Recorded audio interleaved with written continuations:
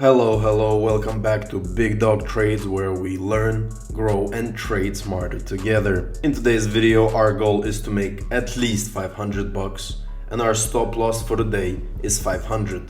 Let's see if we can do that.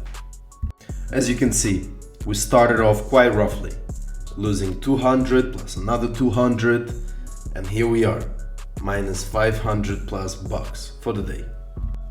Realistically, I should have stopped right here and continued the following day, but I decided to take a few more trades, and that's where we made all of our money back with only one trade.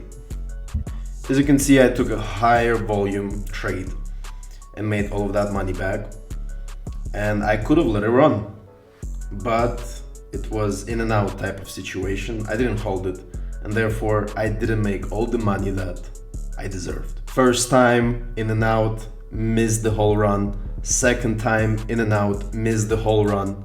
Nevertheless, we have ended our day with plus 500 bucks for the day.